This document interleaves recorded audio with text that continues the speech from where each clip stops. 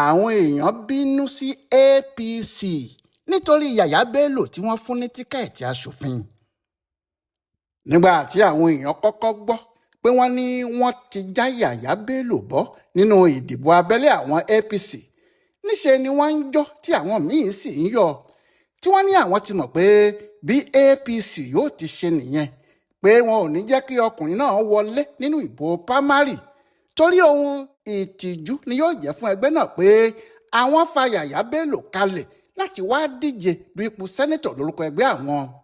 Àmọ́ nígbà tí ìròyìn míì tún jáde tí wọ́n ní Yahaya Bello ti wọlé bí ẹni tí yóò dupò sẹ́nẹ́tọ̀ lórúkọ ẹgbẹ́ APC, pé àwọn ẹgbẹ̀rún lọ́nà 72,000 72,000 èèyàn ni wọ́n dìbò fún, APC sì ti fà á kalẹ̀.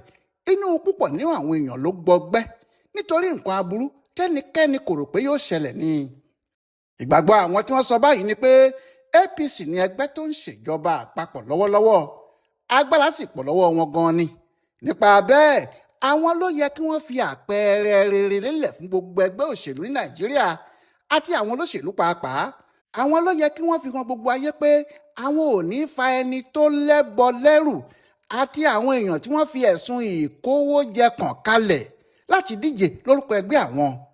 Gbogbo èèyàn ló mọ wàhálà tó wà lọ́rùn Yahaya Bello. Bẹ́ẹ̀ ni wàhálà náà kì í ṣe kékeré. Bẹ́ẹ̀ ni kì í ṣe ọ̀rọ̀ méjì ju pé ọkùnrin náà kówó ìlú jẹ lọ, owó tí kì í ṣe kékeré. Ṣùgbọ́n ní ọjọ́ Ajé Monday ọjọ́ 18 oṣù karùn-ún yìí, àwọn APC ní àwọn ṣètò ìdìbò pámárì wọn ní Kogi. Wọ́n sì kéde pé Yahaya Bello ló wọlé. Bẹ́ẹ̀ ni APC yóò fa ọkùnrin náà kalẹ̀.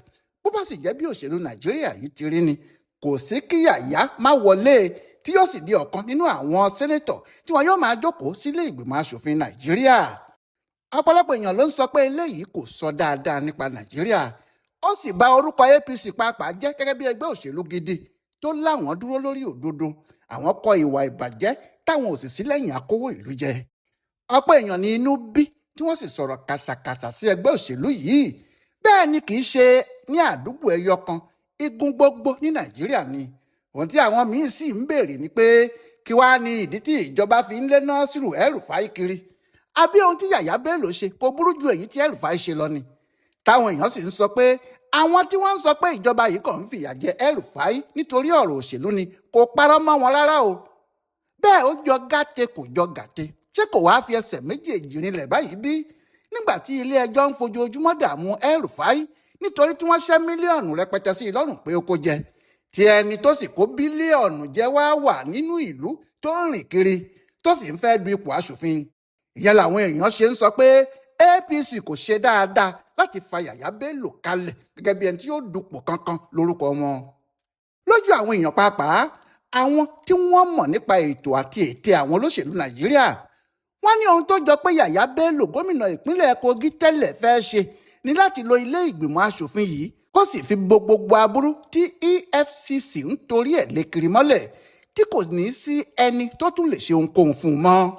Ìdí sì nìyí tí wọ́n fi ń pariwo pé kí wọ́n má jẹ́ kí ọkùnrin náà lọ sílé ìgbìmọ̀ aṣòfin àgbà, tí wọ́n ń sọ pé pẹ̀lú àwọn ohun tí Yahaya Bello ti ṣe àti ẹjọ́ oríṣiríṣi tó wà lọ́rùn ẹ̀ lọ́dọ̀ àwọn EFCC, kí wọ́n má jẹ́ kó di sẹ́nẹ́tọ̀ lórúkọ àwọn ará Kogi, pé nǹkan yóò túbọ̀ bàjẹ́ sí i fáwọn èèyàn náà ni.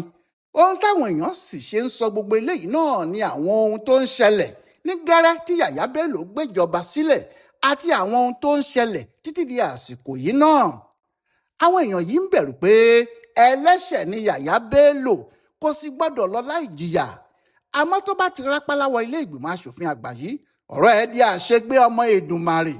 Atẹ́gùn kì í dúró rojọ́, omi tí wọ́n bá fi ṣe ẹyin adìyẹ kì í dúró sí i lára.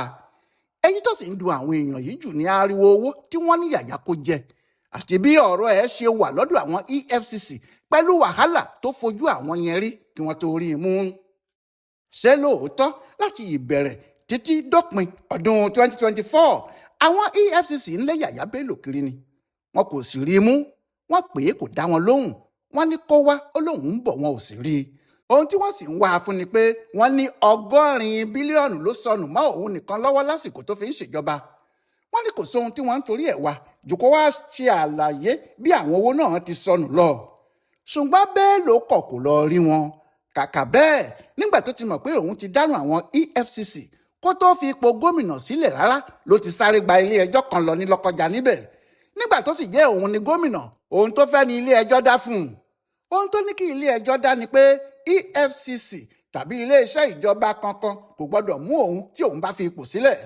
Bẹ́ẹ̀ ni wọ́n tún fẹsẹ̀ ìdájọ́ náà múlẹ̀ fún un lọ́jọ́ 6 oṣù kejì ọdún 2024. Ṣùgbọ́n àwọn EFCC ní irọ́ tó ń purọ́ fúnra làwọn méjèèjì àti ilé ẹjọ́ tó ń dájọ́ nígbà tẹ́nìkankan kò tíì sọ pé òun fẹ́ mú Yahaya Bello àti Yahaya Bello tó sọ ara ẹ̀ di ẹlẹ́ṣẹ̀ tó ń sá nígbà tẹ́nìkankan ò lè. Nítorí bẹ́ẹ̀ ni EFCC kò ṣe dáhùn, wọ́n ní dandan ni kó yọjú sáwọn. Nígbà tí wọ́n ń yí i sébè tóun náà ń yí wọn síporo tó sì ń sá lọ láàrin ìlú tẹ́nìkan kò rí, olórí àwọn EFCC Ọlá Olúkóyèdé ní òun fúnra òun pe Bello, òun sì sọ fún un pé ẹ̀sùn tí wọ́n fi kàn án wọ̀nyí kì í ṣe èyí tó le, kó wá ṣàlàyé ara ẹ̀ ní. Ó ní òun pè é sí ọ́fíìsì òun pé kó sá máa bọ̀ kó wá sọ tẹnu ẹ̀. Ó ní Bello ní òun ti kẹ́ àwọn oníròyìn sílẹ̀ fóun ni, bí òun bá sì ti wọlé ni wọn yóò pariwo òun. Olúkóyèdé ní òun tún sọ fún un pé òun yóò ní kí wọ́n ṣí géètì ẹ̀yìn tí òun nìkan máa ń gbà wọlé fún un, débi pé kò sẹ́ni tí yóò rí tó bá wọlé. Yahaya Bello tún sọ fún olórí EFCC náà pé òun ò lè wá o. Ó ní àfi tí àwọn agbófinró náà bá lè wá bá òun lábúlé àwọn kí wọ́n fọ̀rọ̀ wá òun lẹ́nu wò níbẹ̀. Olúkóyèdé tún ní òun gbọ́ àfi bó ṣe dọjọ́ tó dá tí Jagunlabi tún sá lọ. Bẹ́ẹ̀ olórí àwọn EFCC yìí ní ìwé wà, rísíìtì oríṣiríṣi àti àwọn àtẹ̀jáde láti báǹkì pé nígbà tí Yahaya Bello fẹ́ fi ipò gómìnà sílẹ̀ ó lọ gba owó dọ́là láti àpò ìjọba Kogi. Dọ́là náà sì jẹ́ ẹgbẹ̀rún lọ́nà okòólélẹ́ẹ̀ẹ́dẹ́gbẹ̀rin $720,000. Ó sì lọ fi san owó iléèwé àwọn ọmọ ẹ̀ fún ọdún 4. Bẹ́ẹ̀ owó ìjọba ìpínlẹ̀ Kogi ni, ọ̀dọ̀ àwọn mọ́là ló sì ti ṣẹ́ ẹ. Yahaya Bello darí gbogbo owó tó yẹ kó jẹ́ ti ìjọba ìbílẹ̀ ní Kogi sí àwọn báǹkì aládàáni tó sì bẹ̀rẹ̀ sí gba owó náà sápò ara ẹ̀. Ọ̀rọ̀ náà kò ní bójúbójú kan nínú rárá. Wọ́n dárúkọ àwọn ìjọba ìbílẹ̀ tí Yahaya Bello taari owó wọn sápò àti báǹkì tó ń kó owó ọ̀hún sí. Owó tó sì jágbà lọ́wọ́ àwọn aráàlú bẹ́ẹ̀ yẹn láàrin oṣù karùn-ún sí oṣù kejìlá ọdún 2022 lé ní bílíọ̀nù 5 náírà. Bẹ́ẹ̀ owó tí wọ́n fẹ́ fi ṣe gbogbo ìlú láǹfààní ni. Àmọ́ bí wọ́n ti ń gba owó náà lọ́wọ́ ìjọba àpapọ̀ bẹ́ẹ̀ ni wọ́n ń dà á sápò tiwọn. Yahaya Bello ń lo iléeṣẹ́ aládàáni méjì, Fazab Business Enterprise àti E-Traders, tí wọ́n fi ń jí owó ìjọba ìbílẹ̀ gbogbo ní Kogi kó. Wọ́n jí owó wọn ní Yagba East, wọ́n kó owó wọn ní Yàlà, Ìdá àti Òkéné. Bẹ́ẹ̀ náà ni wọ́n kó owó àwọn ìjọba ìbílẹ̀ Ìbàjì àti Dèkínà. Lára àwọn ìwà burúkú àti olè jíjà tààrà tí àwọn EFCC ní Yahaya Bello hù rèé, tí wọ́n sì ń torí ẹ̀ wá. Wọ́n sì ṣẹ́ gbogbo owó náà sí 100 bílíọ̀nù náírà. Nígbà tí wọ́n wá pè é tó takú tí kò yọjú sí wọn, yìí ni wọ́n ṣe lọ ká a mọ́ ilé ìjọba Kogi níbi tó sá pamọ́ sí lọ́jọ́ 17 oṣù kẹrin 2024. Lóòótọ́ làwọn EFCC bá àwọn ọlọ́pàá jaburata níwájú ilé náà, àmọ́ wọ́n ti múra láti kọlù ú mọ́bẹ̀, wọ́n bá sì mú un. Níbi tí wọ́n ti ń múra láti yabo ilé ọ̀hún ní gómìnà Kogi tuntun fúnra ẹ̀ Usman Ododo ti dé. Lòun náà dé pẹ̀lú ẹ̀ṣọ́, òun ló sì wọlé tó fẹ̀yìn pọn gómìnà àtijọ́ náà jáde. Nítorí kò sí EFCC tó lè yẹ ọkọ̀ tiẹ̀ wò, wọn kò sì lè dá a dúró nígbà tó jẹ́ gómìnà ni.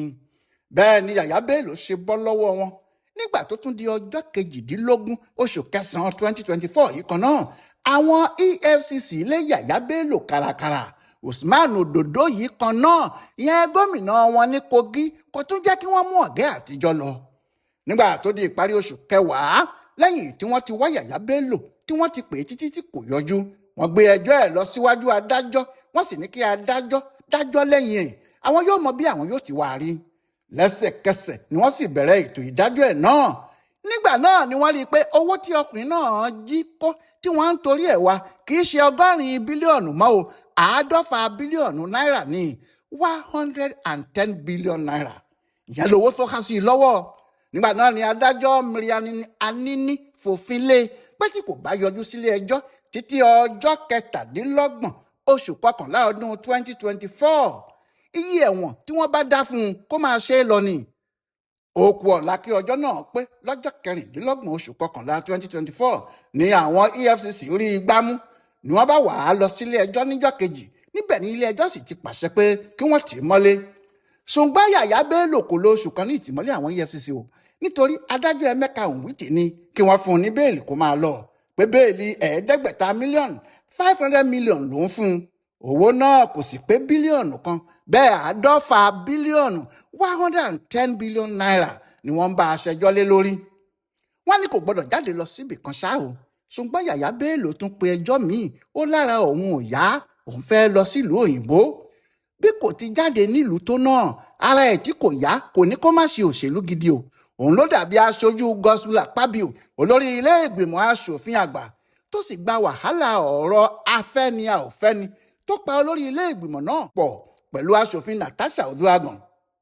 òun ló gba ọ̀rọ̀ náà kan rí tó sì sọ ìjà náà di tiẹ̀, táwọn èèyàn míín sì ń béèrè pé ṣé òun ni Akpabio ni àbí báwo ni tiẹ̀ ti jẹ́ gan-an. bẹ́ẹ̀ ni kò fi àwọn aṣáájú APC sílẹ̀. láìpẹ́ wọ́n fi sínú ọ̀kan nínú àwọn kọmitì ẹgbẹ́ náà. ohun tó sì kì í láyà tó fi fẹ́ lọ sílé ìgbìmọ̀ aṣòfin àgbà rèé, ó ṣàfẹ́ di sẹ́nẹ́tọ̀. ṣùgbọ́n àwọn èèyàn àdúgbò ẹ̀ àti àwọn tí wọ́n ń wòran òṣèlú ní kò dáa. wọ́n ní kò yẹ kó jẹ́ irú Yahaya Bello ni yóò ti àdúgbò àwọn ará Kogi yìí lọ sílé ìgbìmọ̀ aṣòfin, ni wọ́n bá ń lérí pé àwọn ò ní gbà o. ṣùgbọ́n kò jọ pé ìlérí àwọn èèyàn náà yóò já mọ́ kinní kan mọ́ báyìí, nítorí ẹgbẹ́ òṣèlú tó ń ṣèjọba àpapọ̀, ẹgbẹ́ APC fúnra wọn ti fa ọkùnrin gómìnà àtijọ́ náà kalẹ̀ pé kó lọ sí ilé ìgbìmọ̀ aṣòfin àgbà yìí lórúkọ àwọn. bó bá ti mú un jẹ lọ́dọ̀ àwọn APC, àjẹgbẹ́nigun ìjẹbọ, àjẹgbẹ́mìíní ti kàlòkàlò ni yóò fọ̀rọ̀ ìbò gbogbogbò tí wọ́n bá fẹ́ lì ṣe. ní Yahaya Bello yóò bá di sẹ́nẹ́tọ̀ lójú ẹni gbogbo. àmọ́ ẹ̀ tí a wo ẹ̀rín ọ̀gbẹ̀rì ni bí Yahaya Bello tí wọ́n ló jí owó àwọn ará Kogi kó tó báyìí bá ṣe bẹ́ẹ̀ di sẹ́nẹ́tọ̀, ìtìjú àwọn aṣáájú APC àti gbogbo ẹgbẹ́ náà lápapọ̀ ni.